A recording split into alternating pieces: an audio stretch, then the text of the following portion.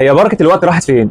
وهل الساعة بتاع دلوقتي بتعدي أسرع من زمان؟ الوقت والزمن من أول نزول الإنسان الأرض وهو مهووس بفكرة الوقت والزمن والتحكم فيه، بداية من الحضارات القديمة ووضع تقويم وشكل لحساب الدقائق والساعات والأيام والشهور والسنين، وبرغم التقدم اللي وصلنا له والنهارده محدش قدر يوصل للقدرة في التحكم في الوقت والسفر عبر الزمان، سواء يطلع لقدام أو يرجع له. النهارده بنسمع دايما كبار السن بيكلموا عن بركة الوقت، انتوا أيامكم ما عادش فيها بركة، أيامنا كلها كانت بركة وخير. ايه يا بابا؟ مالهم كبار السن؟ انت هتغلط ولا ايه؟ وامسك الموبايل كويس، اخر مره صحيتك يوم الجمعه الساعه 7 الصبح عشان تساعدني تصليح السخان ضرب في وشنا. انا عارف كل حاجه بتضرب في وشنا بسبب مسكت الغلط لكشاف التليفون، انا عارف معلش. وبعدين يا حاج ما انتوا دايما اللي بتقولوا لنا كده وانا بجيب حاجه من عندي دايما ايامكم يا ابني ما فيهاش بركه وخير، ايامكم ما فيهاش بركه وخير. يا ابني ايامكم دي ايام الاسبوع بتاعنا كان بقيمه شهر من ايامكم اللي انتوا عايشينها دي. والله يا حاج علميا وعمليا الكلام ده ما يمشيش خالص. انت ايش فهمك انت؟ ده وانا في سنك كده امتحنت ونجحت واشتغلت واتجوزت وخلفت وخدت دوري وكاس من الاهلي. خدت كاس ودوري من الاهلي؟ هو الاهلي مفوت حاجه دلوقتي عشان يفوتها زمان؟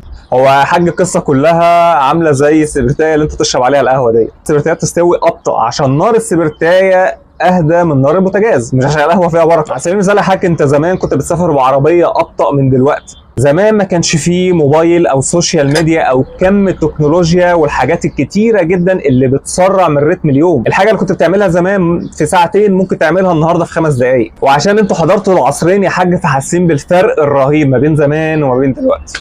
بس ايامنا احلى من ايامكم يا ابني.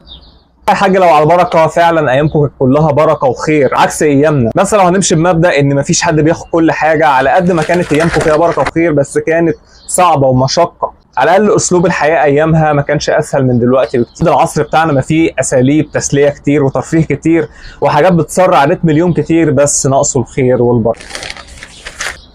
فخد بالك الوقت منحة من عند ربنا لكل واحد فينا. انت ما تقدرش تتحكم فيه لكن تقدر تديره كويس جدا. تقدر تستفيد باكبر كم ممكن من وقتك ان انت تعمل حاجات مفيدة، ان انت تنمي نفسك، ان انت تطور نفسك، ان انت تعمل حاجات اللي تبسطك وتبسط كل اللي بيحبوك.